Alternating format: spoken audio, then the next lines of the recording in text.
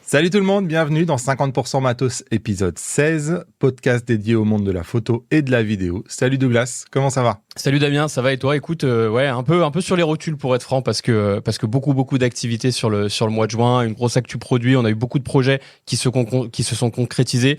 On a mis en place, comme vous l'avez vu, un nouveau concours avec Filmoramax, qui est un festival de court-métrage international avec lequel on a mis en place un partenariat et on n'avait juste pas envie de mettre un nom sur un partenariat, on voulait créer quelque chose et amener de la créativité. Donc, on a mis en place un concours digital. Les règles sont simples. On a un thème c'est pour les grands, format libre. Mais par contre, la contrainte, c'est 1 minute 30 maximum. Format 9-16, format 16-9, c'est au choix. Et vous avez du coup déjà la possibilité de déposer vos créations et ce jusqu'au 3 septembre. Après, on aura une présélection avec vote du public. Et enfin, les sélectionnés seront soumis au jury du Filmoramax qui sélectionnera le gagnant et qui aura la chance de voir sa création projetée sur grand écran au cinéma devant un parterre de professionnels du monde de cinéma au Pathé Bellecour Lyon, avec en prime à la clé un S5 2X de Panasonic. Et puis en parallèle à ça, on a voulu, toujours dans l'idée d'innover un petit peu, on essaye de créer des événements marketing qui changent un peu de ce qu'on a l'habitude de voir. Il y avait les 24 heures du Mans, on a créé un événement autour des 24 heures démente IPLN avec un petit jeu qui a été mis en place sur le site avec un parcours et un circuit où du coup les trois meilleurs temps gagnaient des lots. Et en parallèle, on a voulu aussi s'associer avec Anthony Ahunon, qui est un photographe que tu connais très bien, Damien, MotoGP et automobile, qui nous a partagé ses tips. Et enfin, on clôture ce mois. On est encore en cours avec l'anniversaire, les 3 ans d'IPLN.fr avec, je vous laisserai le découvrir, plein d'animations, plein d'offres commerciales. On a fait un live sur lequel Damien a participé, on a pu échanger ensemble avec Maxime également et Adrien Coquel et Loris Marie sur l'actualité où on a connu quelques problèmes techniques parce que l'actualité a fait qu'on a été un petit peu pris de court. Et enfin, on a pu sortir un documentaire exclusif qui retrace un petit peu l'histoire d'IPLN. Donc pour tous ceux qui sont intéressés, je vous invite à aller le découvrir. Voilà, vous en saurez un petit peu plus derrière l'histoire familiale qui se cache derrière tout ça. Vous essayez toujours de faire des trucs un peu innovants, quoi. Non sans mal et non sans parfois quelques déboires comme on a connu ensemble pendant le live. C'est ce que je te disais en off, il y a vraiment que ceux qui essayent et il y a que ceux qui essayent qui se plantent en même temps, qui risquent de faire des erreurs, quoi. Les autres, ils risquent pas grand chose. Donc, écoute, moi je trouve que c'est plutôt bien. Bon, c'est le dernier épisode, a priori, de cette saison 1 du podcast, parce que après, le prochain épisode tombe le 8 juillet. Donc, à voir si, par surprise, il y a un épisode qui arrive, mais a priori, c'est le dernier épisode avant l'été. Aujourd'hui, on va parler du prix du Nikon Z6 III.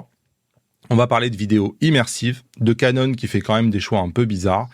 On verra aussi la photo des législatives. On verra que DJI, cette fois, est en vraie difficulté. On parlera du compteur d'abonnés des chaînes YouTube. On verra aussi que Nikon lance son auto SAV, un truc que j'avais jamais vu et j'étais pas prêt pour ça. Évidemment, on va passer par la case répondeur et on va répondre à vos commentaires. Je vous rappelle que ce podcast, il est disponible en format audio sur toutes les plateformes, donc Apple Podcasts, Spotify, Google. Et pour rappel, on a mis en place un répondeur sur lequel vous pouvez nous laisser des messages vocaux. Il y a un lien qui est dans la description. Et donc, on commence par l'annonce de la semaine, le Nikon Z6 III. C'est forcément un boîtier important parce que on est, entre guillemets, dans ce qu'on appelle le milieu de gamme. C'est là où le volume de vente est probablement le plus important. C'est un peu le sweet spot entre l'entrée de gamme avec beaucoup de compromis et des boîtiers plus haut de gamme qui coûtent vraiment très très cher. Donc, on va pas refaire ici toutes les caractéristiques parce que j'ai fait une vidéo dédiée sur ça, il y en a eu plein d'autres, je vais estimer que vous avez probablement vu passer à quoi ça ressemble un Z6 III. C'est le premier capteur semi-empilé. Allez voir dans la vidéo ce que ça veut dire semi-empilé. J'avais envie de le prendre sous l'angle du prix. C'est quelque chose il sort à 2 999 € et c'est quelque chose sur lequel j'ai vu une bonne dizaine de commentaires sous ma vidéo. 3 000 €, comment justifier un tel prix avec plein de points d'interrogation ? J'imagine qu'il va baisser très vite pour cause de mes ventes. C'est un vrai sujet, c'est probablement un des premiers trucs que j'ai dit à Nikon quand ils me l'ont présenté à l'époque. J'ai dit, waouh, 3 000 €, on commence à arriver à un palier là où c'est cher. Alors, c'est pas les seuls. Juste pour dire, je tire pas sur Nikon. Le A7 IV, quand il est arrivé il y a 3 ans, était le premier à 2008. Déjà à l'époque, je me disais, waouh, quand même, ils ont franchi un step. Canon, quand ils sont arrivés avec son R6 Mark II, ils étaient à 2009. Ça, c'était il y a 1 an et demi, 2 ans. Et donc maintenant, Nikon arrive 1 an et demi, 2 ans. Ils sont à 2 999. On voit qu'à chaque cycle, ils ont pris 100 €. On passe encore un cap, ouais. Et on se demande, mais où est-ce que ça va s'arrêter en fait? Ça veut dire que le prochain A7 là, quand il va arriver, il va être à 3100.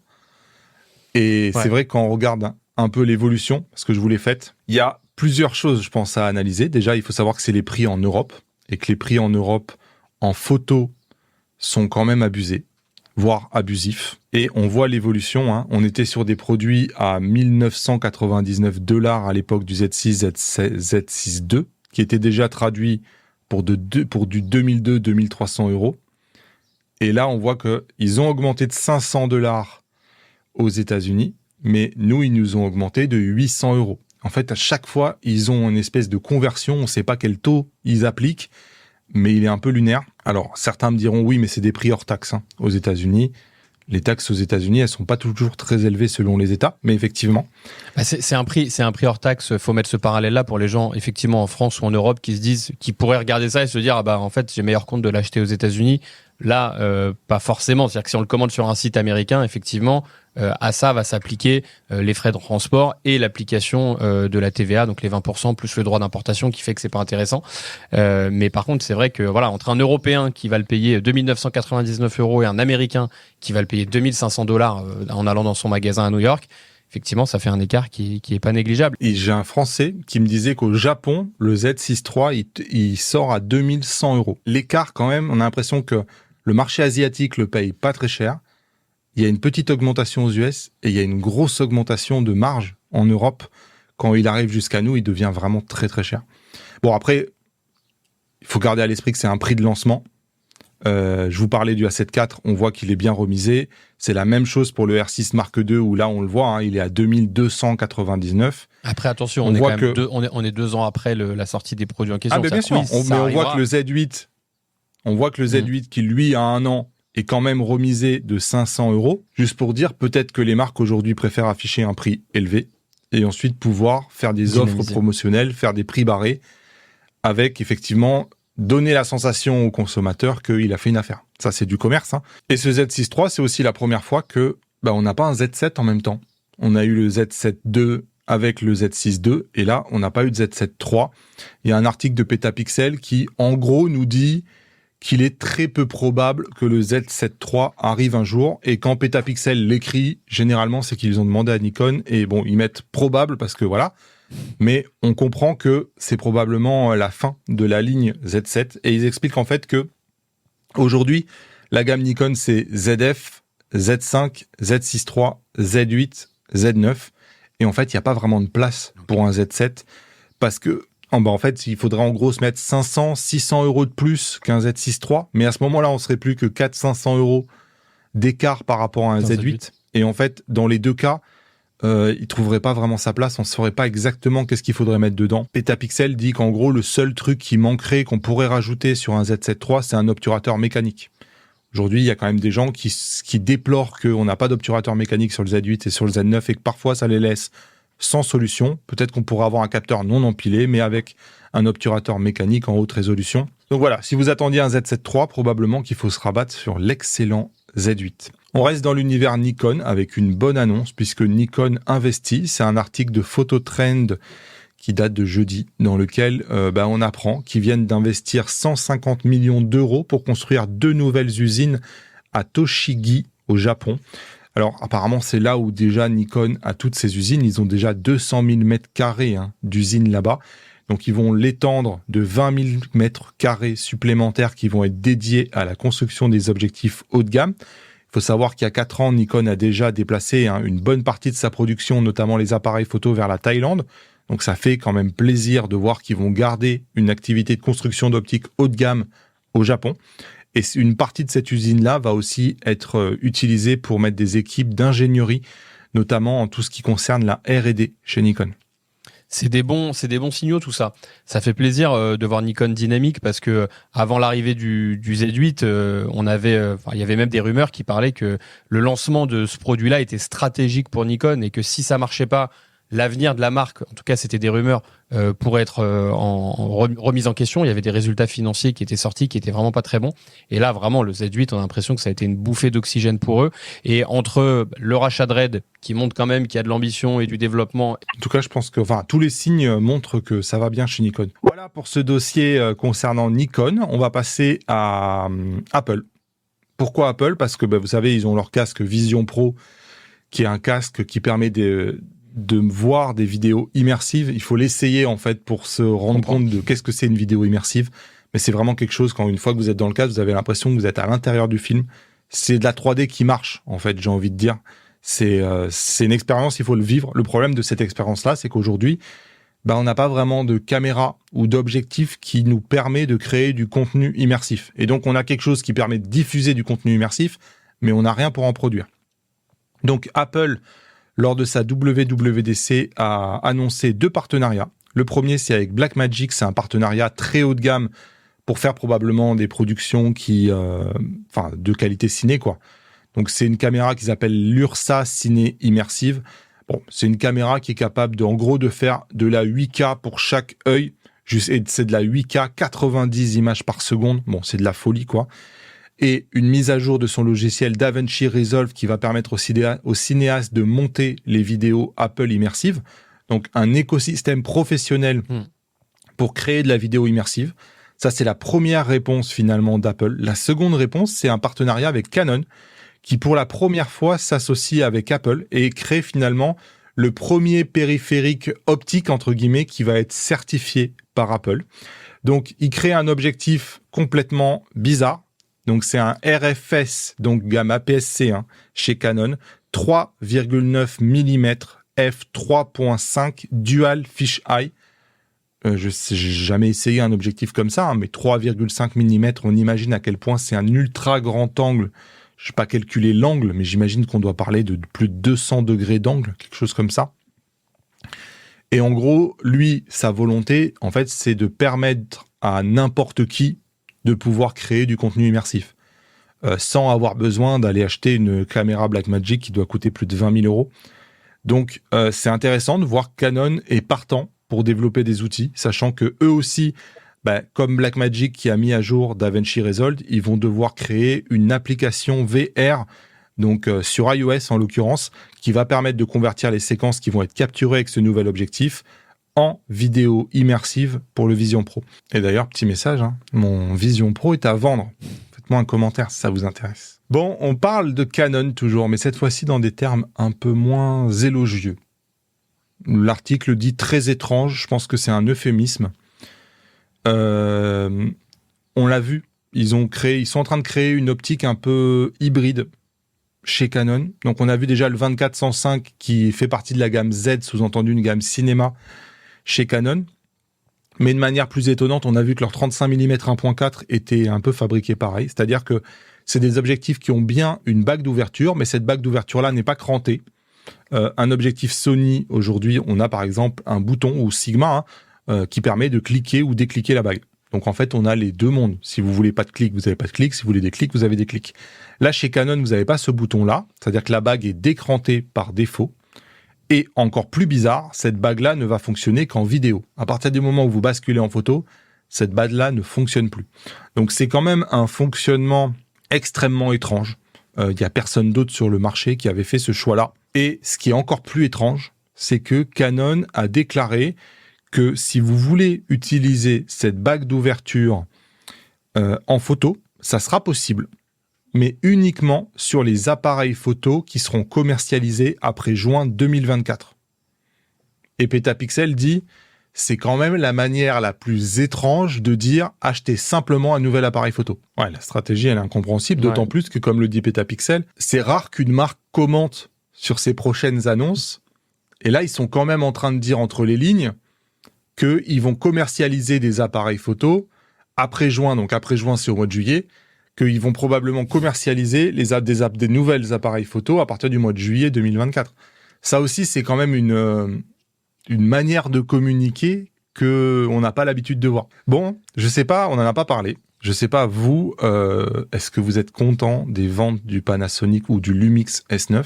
Honnêtement, oui. les ventes se portent bien. Il y a eu l'effet forcément annonce, précommande où là, ça a bien fonctionné au départ, mais ça marche et le produit a trouvé son public. Ouais. Ok, parce que l'article effectivement dit que bon, c'est un produit qui est polarisant, on l'a vu. Mais finalement, il se vend pas si mal. Et Panasonic a fait une déclaration en disant que les précommandes dépassent les attentes de la société et qu'il allait falloir s'attendre à attendre plusieurs mois avant d'obtenir son Panasonic S9. Donc voilà. Après, moi, là aussi, j'ai l'impression que depuis toutes les dernières sorties de produits, à chaque fois, on a la marque qui vient nous dire les précommandes dépassent nos attentes, on s'attendait pas à ça, il va y avoir du délai. J'ai l'impression que c'est devenu limite automatique. Donc moi, je me méfie un petit peu quand même de ces discours commerciaux des marques, d'essayer peut-être de créer encore cette tendance et l'émulation autour d'un produit. Bon, voilà pour cette actualité matos. Je voulais faire une brève. Il y a les élections qui prennent énormément de place. On va pas parler politique ici, on va pas se déchirer. Mais j'avais juste envie de parler de la photo des législatives. C'est une photo prise par la photographe du président au moment où Emmanuel Macron annonce sa décision de dissoudre l'Assemblée nationale, quelque part aux membres les plus importants de son gouvernement. Et on voit la tête, en fait. Enfin, la photo est prise derrière le président, donc en vue, entre guillemets, qu'est-ce qu'on voyait à la place du président, et on voit la tête en fait déconfite de chacun des ministres face à lui. Je rentre pas dans le détail de qui est qui, hein. Je sais bien que ils sont pas tous ministres là-dedans, mais c'est une photo sur laquelle on voit l'horloge. Donc on voit à quelle heure cette photo a été prise, donc à quelle heure entre guillemets le président a annoncé sa décision de dissoudre à ses collaborateurs, entre guillemets, même si le mot collaborateur, voilà. Bon, écoutez, me jugez pas sur les mots. Et on voit ensuite la tête déconfite de chacun des membres devant. Et il y a pas mal de montages qui ont été faits en rassemblant toutes ces têtes-là pour montrer un peu la gravité de la situation.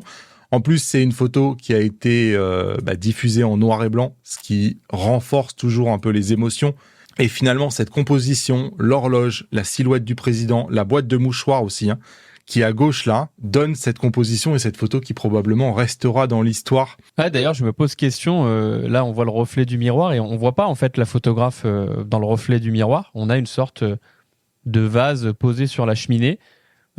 Déjà, est-ce qu'il a été rajouté après? Est-ce qu'il a été mis pour la composition justement pour pas voir la photographe? Mais c'est vrai que mettre une sorte de vase comme ça sur une cheminée devant un miroir, c'est étonnant. Alors, je suis pas un pro de la déco, mais en tout cas, je me dis qu'on voit pas on voit pas la photographe et peut-être qu'il n'est pas là pour rien, ce vase. Ouais, je pense que la photographe, là, si elle apparaissait ici, ça serait pas la même histoire. Bien sûr. Donc, c'est très bien d'avoir un vase là, ouais.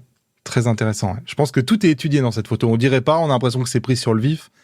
Mais je pense qu'il y a pas mal de choses qui sont réfléchies avant de prendre cette photo. L'horloge, les mouchoirs, je sais pas, mais l'horloge, effectivement, ça, je pense que c'est tout à fait calculé. Ouais. Bon, voilà, on passe à la partie, entre guillemets, non matos. On n'arrête pas d'en parler, épisode après épisode. Au dernier épisode, j'ai probablement été naïf, parce que moi, je disais, ouais, bon, DJI, ils en font des tonnes. Moi, j'y crois pas trop à toute cette histoire-là. Et le fait est que j'ai pris une petite baffe, là. Parce que finalement, la loi qui vise à interdire les drones DJI est passée à la Chambre des représentants et elle a été votée. Donc c'est la première étape d'un parcours législatif qui reste encore à faire. N'empêche qu'il y a la première étape qui vient d'être signée pour interdire les drones DJI. Donc ça doit passer encore devant le Sénat. Si ça passe devant le Sénat, après le texte, c'est un peu comme chez nous, hein, il retourne entre guillemets à la Maison-Blanche. Mais on est quand même un pas plus proche d'interdire les drones DJI aux États-Unis. DJI, c'est 70% des parts de marché mondiales des drones. Et pour rappel, l'histoire, c'est que les législateurs craignent que les drones DJI aient une porte dérobée secrète, entre guillemets, qui permette au gouvernement chinois d'avoir des informations ou de poser un problème pour un risque pour la sûreté nationale. Certains parleront de commerce et de juste pas être content d'une position dominante d'un acteur chinois. Peut-être. Mais c'est vrai que, en l'état des choses, ça va passer devant le Sénat et ça rend quand même plus probable l'interdiction des drones DJI. Alors, ça interdirait pas de voler ceux qui existent déjà, qui ont déjà été vendus aux États-Unis. Par contre, ça interdirait la poursuite des ventes de nouveaux produits DJI dans le pays. Et c'est pas juste pour les drones. C'est aussi pour tout ce qui est caméra d'action, c'est aussi pour tout ce qui est stabilisateur. Et en fait, tous les produits DJI qui prennent des images. Je pense qu'il y a aussi une dimension forcément commerciale et pas très content de voir un acteur chinois omniprésent sur un marché. Parce que en quoi les stabilisateurs... Autant je peux entendre et comprendre la problématique autour des drones, toutes les problématiques d'espionnage, etc. Autant en quoi un stabilisateur poserait problème pour la sécurité nationale, là je suis personnellement un peu moins convaincu. En tout cas, c'est une loi qui a vocation à s'appliquer en 2025, qui doit encore faire son cheminement législatif, mais ça devient quand même un peu plus sérieux pour DJI. Comme je l'avais dit dans un précédent, ils l'ont déjà fait. Hein. Ils l'ont déjà fait, donc ça peut... T'avais raison finalement. Ouais. T'avais raison. Moi, j'y croyais pas, et quand on m'a dit, si, ça a été voté, je fais, ah ouais, d'accord. En fait, ils sont vraiment sérieux, les mecs. Je voulais reparler du Ricoh GR3 parce que cette caméra, elle est étonnante. Déjà, j'ai été très, très étonné, moi, quand j'en ai fait une vidéo que tu m'as dit, Damien, ce serait bien que tu regardes ce produit-là. J'étais pas plus motivé que ça. Ouais, non, ma curiosité a été piquée parce que tu m'as dit, mais c'est un produit qui marche très bien, que les clients adorent, qui a une base de fidèles, en fait, depuis des années et qui, malgré que personne en parle, est toujours tendu. C'est difficile de l'obtenir parce que, y a des gens qui le veulent. Et ma vidéo, j'ai été étonné, je crois qu'elle a fait 50 000 vues. Enfin, je veux dire, c'est plus de vues que les derniers Sony, les derniers Canon. Très, très étonnant, à quel point ça intéresse. Et je suis étonné de voir qu'un mec comme Casey Neistat, aujourd'hui, essaye de trouver un Ricoh GR3 pour se balader dans la rue avec et faire des photos. Et d'ailleurs, c'est rigolo aussi, il dit, ouais, en fait, j'ai envie d'en avoir un, mais j'arrive pas à le trouver. Et il est obligé, en gros, de l'acheter sur une marketplace ou de l'acheter d'occasion pour essayer de le trouver. Et ce boîtier-là, il est vraiment étonnant, ouais.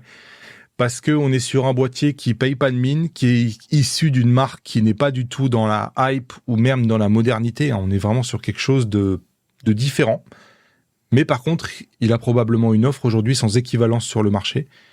Et on voit que les gens qui l'utilisent l'apprécient vraiment énormément. Ouais, d'ailleurs, vous en avez pas non plus. Non, on se faisait la blague en off tout à l'heure où quand j'ai vu ce tweet, je t'ai dit, mets-lui un commentaire, mets-lui un lien IPLN, code créateur Damien. Et au final, on a regardé, on en a pas, il est en rupture aussi. Et à chaque fois qu'ils arrivent, ils repartent quasiment dans la journée. Et oui, c'est vrai, moi, c'est un produit que j'adore depuis très très longtemps parce qu'en fait, c'est entre guillemets la force tranquille, le produit efficace en fait. Il n'y a pas d'artifice, il n'y a pas de bling bling, il n'y a pas de hype, il n'y a pas de marketing. Le produit, il est tout simple, il est tout noir, il est sobre et les gens adorent ça. Hein. Clairement, moi, là, quand on monte ce produit-là, les deux choses qui ressortent, je passe la qualité, l'optique, etc. C'est je le mets dans ma poche, que ce soit poche du jean ou poche d'une petite veste, ce qui est impossible aujourd'hui de trouver un autre produit avec un capteur APS-C qui fait pareil. Et deux, il est discret. Il n'y a pas de marque, on voit rien, on sait pas ce que c'est en fait. Ça a l'air d'être un appareil photo de touriste des années 2000 et en fait ça passe inaperçu et donc on peut être beaucoup plus discret pour certaines prises de vue en photo de rue où c'est hyper important. Et donc ouais, c'est un produit que j'adore et là effectivement il est encore relancé avec cette pénurie, avec la pénurie aussi du X106 qui l'a clairement relancé ce produit. On va revenir en France avec un fait qui a probablement fait beaucoup trop parler. Thibaut InShape est devenu le premier YouTuber de France. Tout le monde en parle, même ma mère m'en a parlé. Toutes les chaînes ont couvert ce sujet-là. Je voulais juste revenir sur ça. Avec une étude que je trouve assez éclairante sur le fait que c'est une énorme arnaque, le nombre d'abonnés, et qu'aujourd'hui, les marques et la société, de manière générale, donnent beaucoup trop d'importance, finalement, à ça. Comment, déjà, il est devenu le premier YouTuber de France, Thibaut InShape? Il est devenu grâce au format court, donc ce qu'on appelle les shorts sur YouTube, c'est-à-dire ce format vertical adapté à l'écran des smartphones qui dure généralement moins d'1 minute. Et en fait, il a changé sa stratégie. Il est passé de 8 vidéos par mois à 200 publications par mois. Et en fait, d'un coup, avec 200 shorts par mois, il s'est mis à publier une quantité astronomique de vidéos. Et ça a eu la manière de faire, c'est de faire des vidéos sans audio. Comme ça, ces vidéos-là, donc des sketchs en fait, sans dialogue, ou alors en écrivant des sous-titres en anglais, forcément, il est capable de toucher énormément de gens. Et là, en l'occurrence, ce petit short où on voit que la femme apprend à l'homme à nettoyer la cuisine, voilà. c'est 265 millions de vues. Et en fait, quand on analyse ces vues à Thibaut InShape, on s'aperçoit qu'en gros, 65% des commentaires sous ces shorts, c'est des commentaires qui sont en anglais, et les Français ne représentent plus que 13% des commentaires à l'intérieur de ces shorts. Mais on pourrait se poser la question, est-ce que cette audience-là, finalement, on les retrouve sur des formats longs ? Il faut savoir quand même que l'influence, entre guillemets, c'est-à-dire l'importance, n'est pas la même sur un short ou sur un format long. C'est-à-dire vous allez avoir beaucoup plus d'impact en parlant 10 ou 15 minutes à une personne que quand quelqu'un a regardé pendant 15 ou 20 secondes votre sketch, il a du mal à vous reconnaître. Donc il y a des études qui montrent que, je sais pas moi, il faut avoir vu 30 ou 40 formats courts pour que quelqu'un se rappelle un peu de à quoi ressemble votre tête. Ce qui n'est pas le cas pour une format long où tu passes 10 minutes à regarder la format long.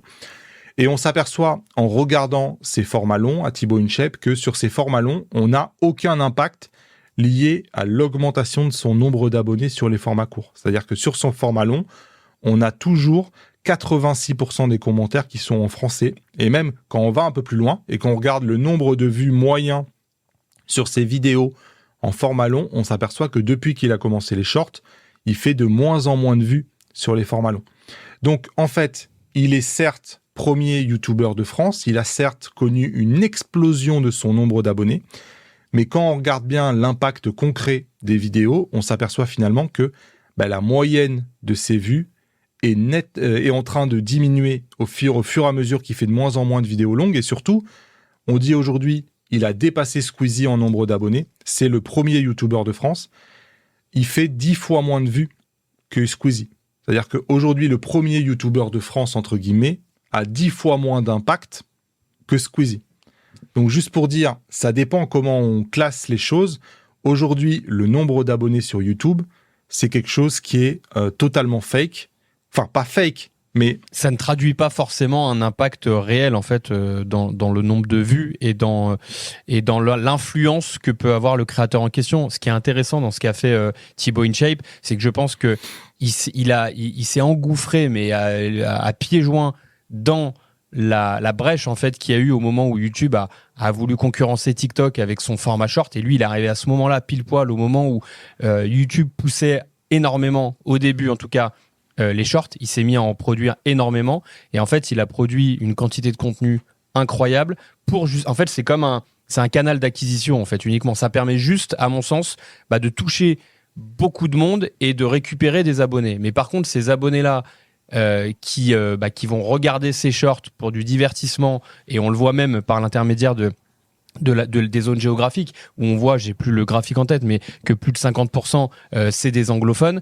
Ça traduit donc aussi que c'est du divertissement et que derrière il n'y a pas forcément un énorme impact sur des formats à plus forte valeur, sur des formats plus longs en fait en vidéo classique. Et c'est là où je te rejoins parfaitement.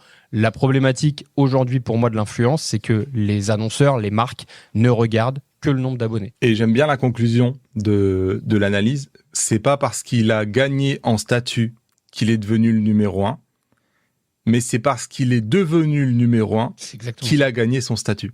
C'est très bien dit. Et je voulais juste faire le lien par rapport au monde de la photo et de la vidéo. Dans les créateurs aujourd'hui qui parlent de photo et de vidéo, la chaîne la plus influente du monde, aujourd'hui, c'est Petapixel. Petapixel, il n'y a pas un seul produit dans le monde de la photo et de la vidéo qui se passe d'une vidéo sur Petapixel. Et Petapixel, aujourd'hui, c'est que 198 000 abonnés, sachant que les mecs sont les plus influents au niveau mondial. Donc, juste pour dire, c'est pas le nombre d'abonnés qui fait l'influence. Et il faut surtout pas tomber dans ce piège-là. Et moi, je peux vous assurer, pour travailler avec les marques tous les jours, qu'elles n'ont absolument rien compris. Mais alors rien, mais vraiment, mais rien.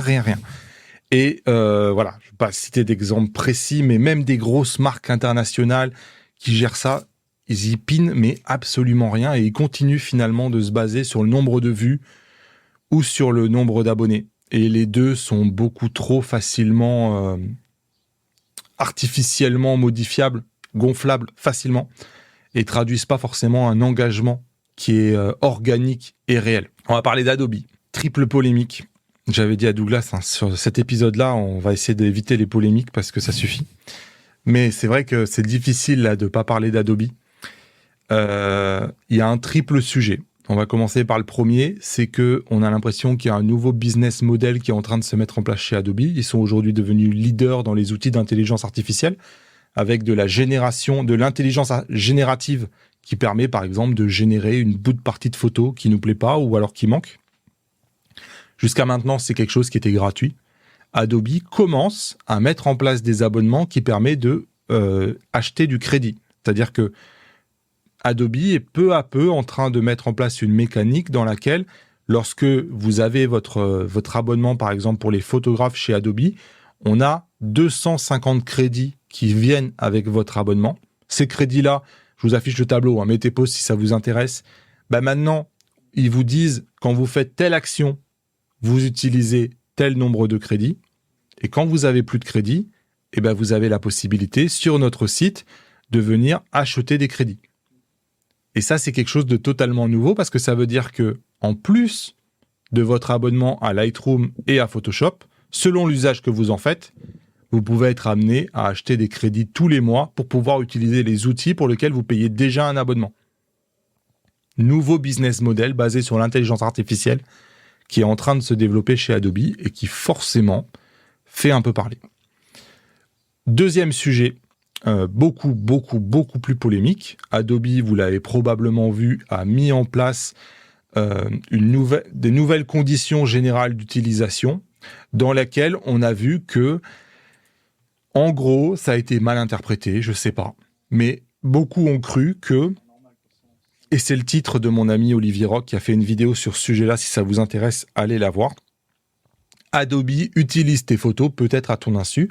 Sous-entendu, lorsque vous mettez votre photo dans Lightroom ou dans Photoshop et que vous faites appel à l'intelligence artificielle, votre photo est envoyée sur les serveurs d'Adobe. Adobe serait le propriétaire maintenant de cette photo. Elle ne vous appartient plus. Il est capable d'entraîner son intelligence artificielle sur votre photo et il est capable finalement d'utiliser un peu votre photo, un peu comme bon lui semble. En tout cas, c'est l'objet de la polémique. C'est-à-dire que ces conditions générales d'utilisation donnaient l'impression qu'Adobe était maintenant propriétaire de la photo et était capable finalement de faire un peu ce que vous voulez, de ce qu'ils veulent de votre photo.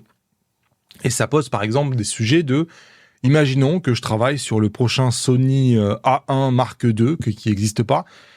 J'envoie ma photo du A9 Mark II, enfin voilà, bref, vous avez compris, sur les serveurs d'Adobe parce que je suis en train de faire la miniature, et un autre mec qui a envie d'un boîtier, d'un coup, il se retrouve avec le design d'un boîtier qui n'est pas sorti, mais qui a été utilisé par l'intelligence d'Adobe sans que je m'en rende compte pour entraîner son modèle à générer un look d'appareil photo. Vous voyez à quel point ça peut poser problème.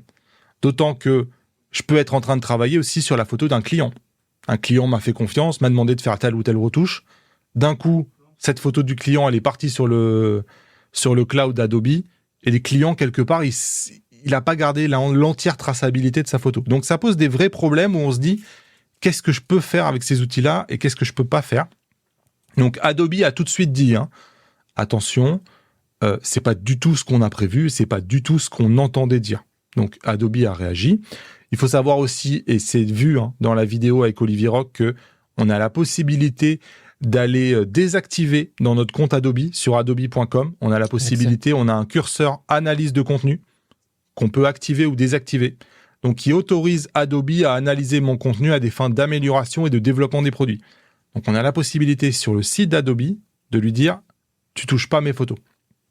Depuis, et ça date en l'occurrence d'il y a 2 jours, nous, au moment où on enregistre ce podcast, Adobe a mis à jour ses conditions générales d'utilisation et a fait quelque chose qu'on fait jamais en langage juridique, c'est-à-dire qu'il a utilisé en fait des formules en disant explicitement des trucs comme quoi il s'engage à ne pas faire. Généralement, dans les conditions générales d'utilisation, on est toujours dans on s'autorise à faire ça, on s'autorise à faire ça. Là, non, ils sont allés beaucoup plus loin, c'est-à-dire qu'ils ont fait des proclamations explicites. L'entreprise X ne fait pas cela. Donc, en disant vraiment, de manière juridiquement contraignante, tous les trucs qu'ils ne feront pas.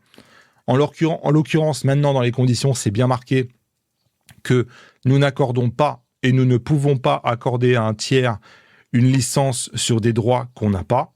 il est aussi dit bien que on n'a pas le droit d'utiliser et nous n'utiliserons pas votre contenu pour commercialiser ou promouvoir Adobe. Nous n'utiliserons pas ces droits pour former des modèles d'IA génératifs. Votre photo ne nous appartient pas. Tout ça, maintenant, c'est vraiment marqué noir sur blanc dans les conditions d'Adobe, ce qui devrait, je pense, dissiper toutes les polémiques qu'il y avait. C'est vrai que c'est rare dans les conditions d'utilisation de voir ça et d'énoncer tout ce que tu ne feras pas. Et on voit clairement la volonté pour eux d'apaiser un petit peu cette polémique et surtout de rassurer les utilisateurs avec une sorte de charte d'éthique de ce qu'ils ne feront pas et de le marquer noir sur blanc dans les conditions d'utilisation. Après, tout n'est pas rose non plus dans le sens où, et Apple, on l'a vu, ils vont bientôt lancer leur propre intelligence artificielle. À un moment donné, pour que l'intelligence artificielle fonctionne, il faut qu'elle se nourrisse de quelque chose. C'est le but, on ne peut pas avoir l'un sans l'autre. Donc, en l'occurrence, il est quand même dit que votre photo, elle va sur les serveurs d'Adobe. Votre photo, elle va être scannée par les serveurs d'Adobe pour savoir qu'est-ce qu'elle contient. Alors, Adobe vous explique que le but de ça, c'est de vérifier que vous n'êtes pas en train de faire de contenu avec des abus sexuels, que ça ne concerne pas des mineurs, que ça ne concerne pas du spam, que ça ne concerne pas du phishing, que ça ne concerne pas des choses interdites vis-à-vis de la religion et compagnie, parce que eux aussi, ils font attention à ce que leur intelligence artificielle ne génère pas n'importe quoi. Et ils précisent bien que, potentiellement, c'est un processus qui est automatisé, mais potentiellement, ce processus automatisé peut échouer et une de leur équipe, et donc un humain, peut être amené à regarder votre photo pour savoir si, oui ou non, cette photo-là, elle était contrevenante ou pas. Donc, sous-entendu, évidemment, si vous envoyez une photo dans l'intelligence générative du prochain boîtier ou du prochain iPhone qui sort dans 6 mois, potentiellement, il y a un humain qui ne sera pas sous NDA qui peut voir ça. Donc ça fait partie des choses qu'il faut avoir en tête. Et on ne peut pas s'en passer, malheureusement, pour qu'une intelligence artificielle puisse fonctionner. Donc après, on peut dire, je désactive l'intelligence artificielle. Ouais, c'est clair. Après, il y a toujours la limite humaine de dire, quelqu'un l'a peut-être vu, mais ça, je pense que c'est le problème éternel du cloud, en fait. C'est un peu comme vos photos qui sont sur quel que soit le cloud que vous utilisez, elles y sont.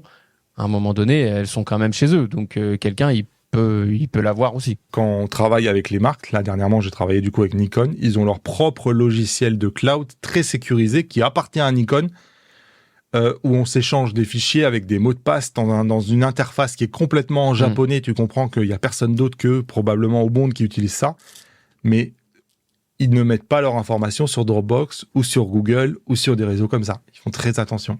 Et le troisième sujet de polémique, c'est qu'Adobe a été attaqué en justice sur ses conditions de désabonnement. Ça, c'est un sujet pour lequel, franchement, ça ne m'étonne pas. Parce que vous avez été nombreux, quand vous prenez ma formation à Lightroom, à prendre un abonnement. Des fois, à prendre un abonnement, des fois, vous vous rendez compte que finalement, vous ne l'utilisez pas ou vous aviez du temps et finalement, vous n'avez pas de temps. Et au moment de vous désabonner, en fait, quelque part, vous apprenez que vous étiez engagé pour 1 an et que vous avez pris un abonnement au mois, mais qu'en fait, cet abonnement au mois, il est conditionné par une durée minimum et que, en fait, une fois que vous pouvez arrêter l'abonnement quand vous voulez et c'est marqué comme ça sur le site d'Adobe. Mais voilà, c'est toujours le problème de ces gros géants qui sont toujours un peu à la limite de ce qu'il faut faire pour être au top du business et de ce qui est éthique, entre guillemets. Ouais, puis on va parler toujours logiciel, mais cette fois-ci, on va retourner en France. L'application de partage de photos anti-Instagram BeReal a été rachetée pour 537 millions de dollars par Vodoo. Alors BeReal, moi j'en ai entendu vaguement parler, je suis pas du tout la cible de ce réseau social-là.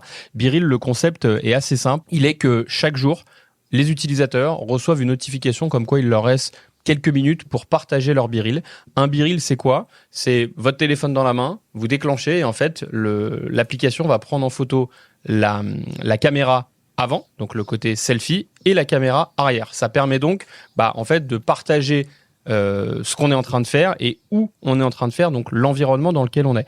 Et ils s'inscrivent un petit peu dans une démarche anti-Instagram parce que eux, leur credo, c'est de mettre en avant le fait que les gens sont fatigués des portraits parfaitement lisses, qui ne reflètent pas la vie réelle, avec l'impression que tout est parfait, tout est beau, tout est joli, sans voir forcément l'envers du décor, ce qui est un petit peu reproché à Instagram. Ce qui est intéressant concernant BeReal, c'est qu'il revendique pas moins de 40 millions d'utilisateurs, ce qui est quand même assez important, et il continue d'être populaire sur 3 marchés clés, les États-Unis, la France et le Japon. Et le développeur affirme qu'environ la moitié de ces 40 millions d'utilisateurs actifs utilisent BeReal au moins 6 jours sur 7. Donc c'est quand même une plateforme qui est assez communautaire et qui a trouvé son public. Ouais, moi je trouve ça fou que ça soit une entreprise française en fait. On dit sans arrêt qu'il n'y a rien en France et compagnie. En fait, on se rend compte qu'il y a quand même des Français qui sont capables de se bouger, de créer une application à la portée mondiale qu'ils arrivent à développer, puis ensuite à revendre.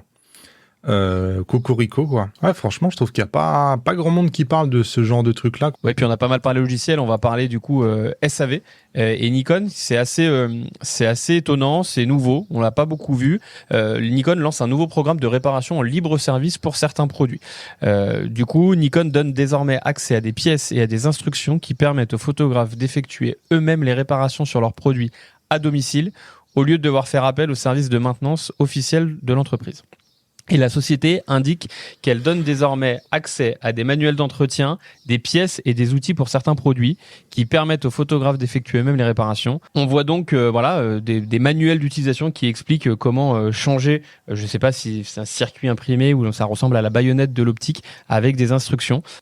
Je trouve ça intéressant parce que nous qui faisons du SAV, parfois on se retrouve un petit peu obligé, parce que les marques ont souvent le monopole sur les pièces détachées, etc., un petit peu obligé de renvoyer des produits pour des interventions parfois minimes. Je pense par exemple à certains, je prends l'exemple de Nikon, à certains grips sur les boîtiers qui parfois se décollaient. Je pense que ça, c'est des choses que on pourrait être formé et être capable de le faire pour donner une réponse beaucoup plus rapide. Le programme ne prend en charge qu'un seul objectif, ce qui est quand même assez limitant.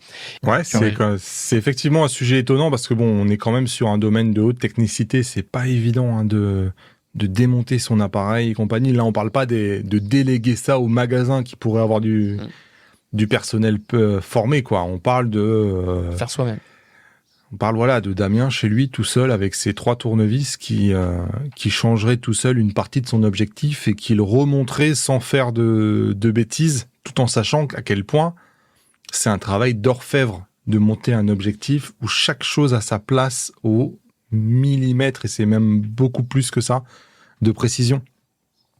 Donc à voir, est-ce que c'est quelque chose qui est que Nikon souhaite développer de manière mondiale, ou est-ce que c'était juste une réponse à une loi qui est en train de se développer aux États-Unis, et un truc qui font, bon, on fait genre, on le fait, mais en fait, on n'y croit pas beaucoup. Donc, à voir si un jour un truc comme ça peut arriver en France. Voilà, pour ces actus, on va passer maintenant au répondeur. On va écouter vos messages. Bonjour à tous, j'aimerais parler de la personnalité des objectifs récents, parce que je trouve qu'ils n'en ont tout simplement pas. En l'occurrence, moi j'utilise que des objectifs argentiques, comme les Helios ou alors d'autres, pour justement les défauts qu'ils emmènent, que ce soit le bokeh tournant, que ce soit l'aspect un peu brumeux, un peu voilé de la photo, ou alors les défauts chromatiques qu'on peut avoir. Parce que je trouve que c'est quelque chose qui fait vivre ma photo et qui la détache de la réalité, qui va avoir un aspect un peu plus proche du souvenir, du rêve, des choses comme ça, pour résumer quelque chose de plus artistique. Et ma question, c'est pourquoi les marques ne font pas ce genre d'objectifs ? Salut Thomas, merci pour ton message. Alors ouais, je partage quand même cet avis, dans le sens où c'est vrai que je pense que, sauf à faire de la photo de reportage, c'est toujours intéressant d'avoir une vraie patte finalement à ces images, et que les images en fait nous sortent un peu de la réalité et qu'elles aient un vrai look. Et ça, je vois bien qu'il y a énormément de gens qui sont à la recherche de ces optiques-là.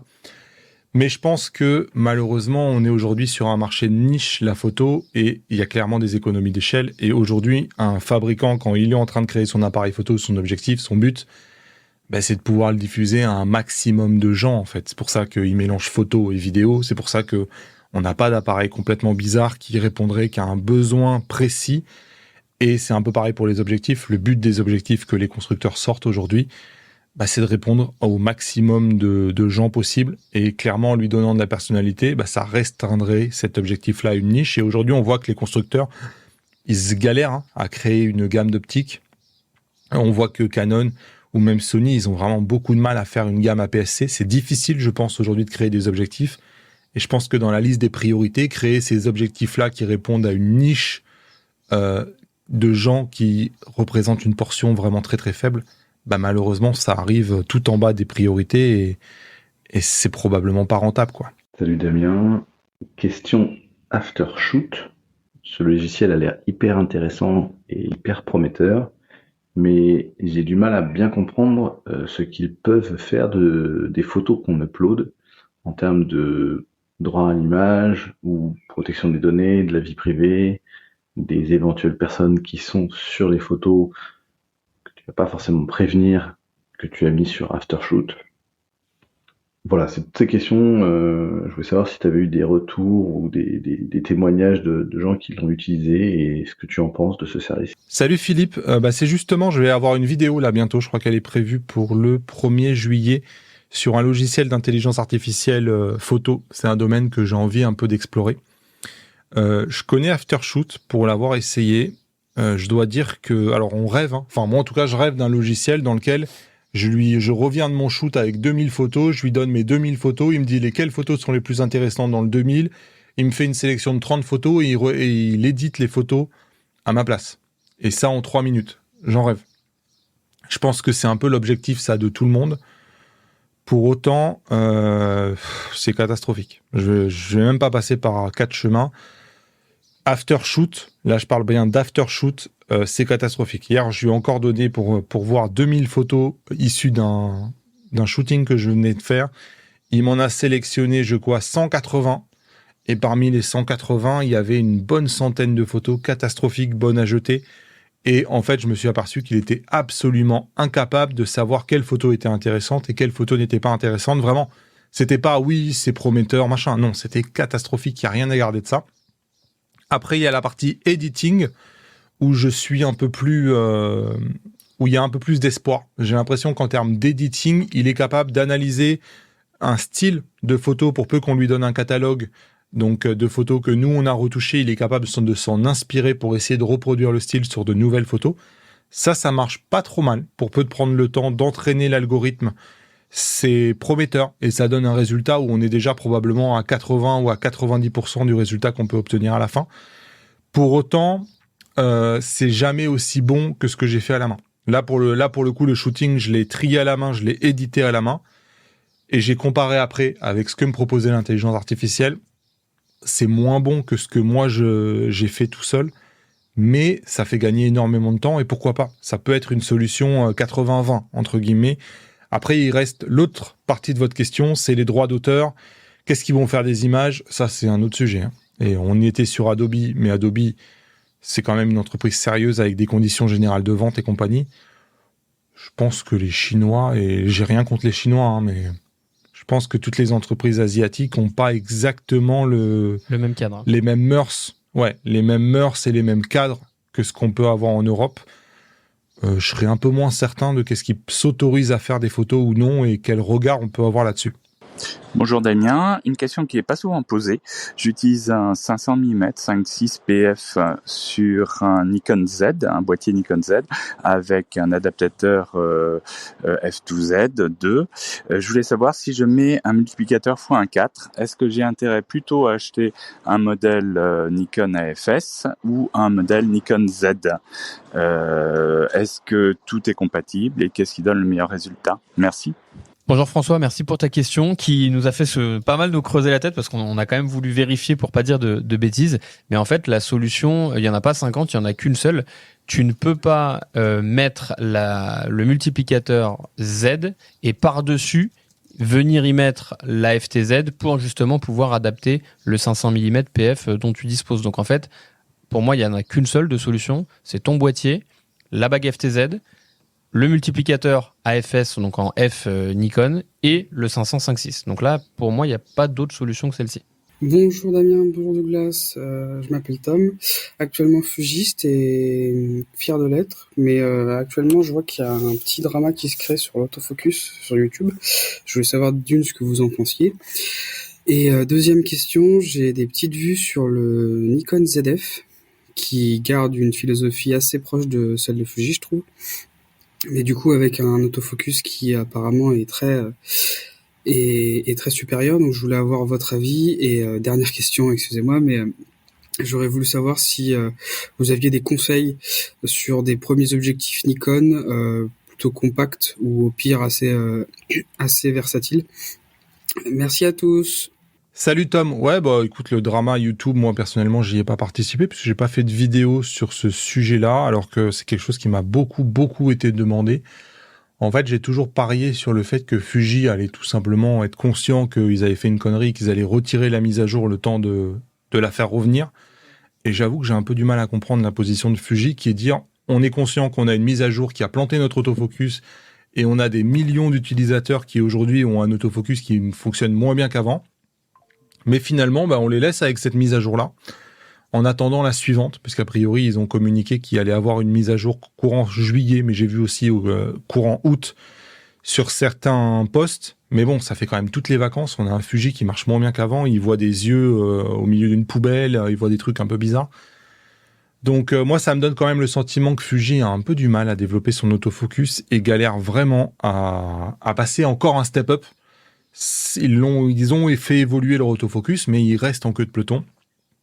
Et cette mise à jour-là est quand même pas très rassurante sur leur capacité à maîtriser enfin le système et à lui faire rendre un appareil qui est compétitif avec Sony, avec Canon, avec Nikon. Donc, à voir. Quant au ZF, écoute, il n'y a pas énormément d'objectifs qui sont spécifiquement prévus pour le ZF. Je crois qu'il y en a un ou deux qui ont un look rétro. Le 40 et le 28, ouais. Ok.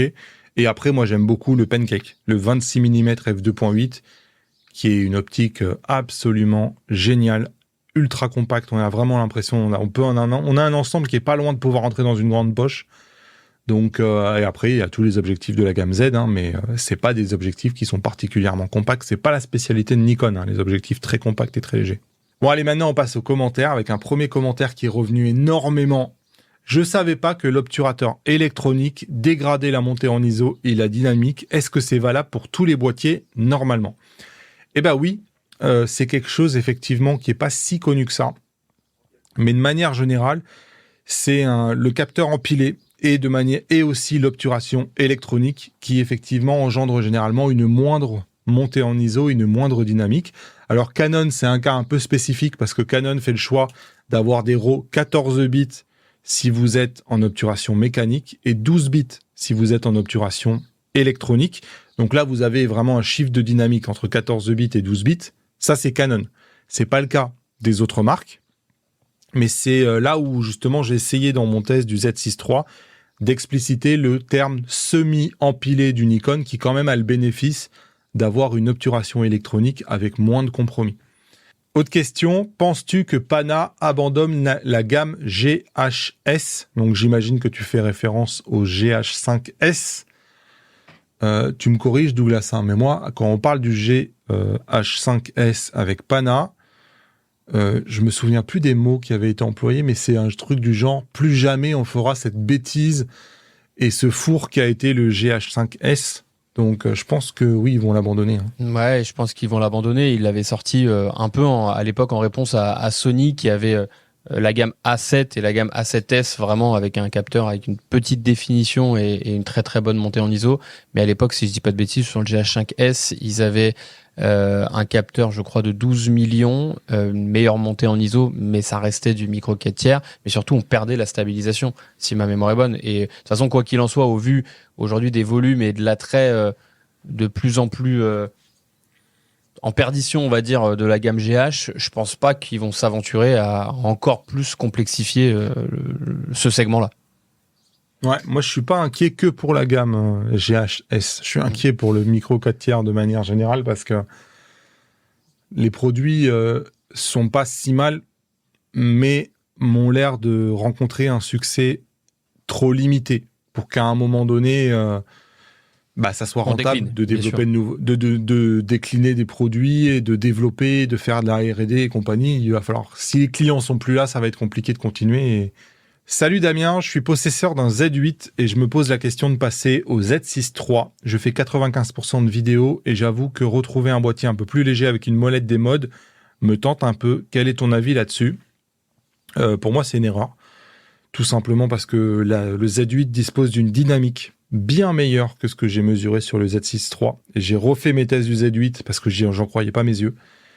Mais on parle de... Alors, Gérald Undone a un tout petit peu contrebalancé ça. Lui aussi a trouvé une moins bonne dynamique sur le Z6 III, mais lui montre que dans un flux de travail professionnel, avec un peu de travail, de réduction du bruit, on arrive à retrouver un peu plus de dynamique. Pour autant, on n'est jamais au même niveau de dynamique qu'un Z8, mais avec plus de traitement, on y arrive.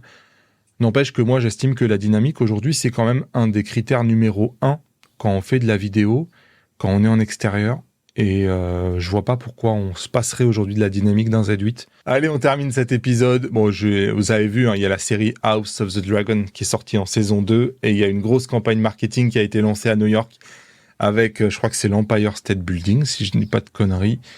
Oui, c'est ça, c'est l'Empire State Building. Il y a un dragon qui a été monté en haut pour faire la promotion de la série. Donc voilà, toujours ce sens un peu de faire parler. Et s'ils n'avaient pas fait ça, je vous en parlerai pas. Donc voilà, c'est clair que ça marche. Non, mais ça marche. C'est vu de près, c'est ridicule parce qu'on voit que c'est un truc gonflable et compagnie. Mais vu de loin et la nuit avec l'éclairage vert, ça fait beaucoup moins rire.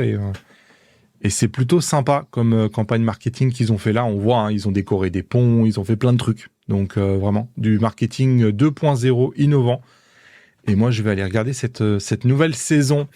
Voilà, qui a priori conclut notre première saison à nous du podcast. Merci Douglas. Merci à toi, c'était un plaisir. Et puis, on se dit à la rentrée avec grand plaisir.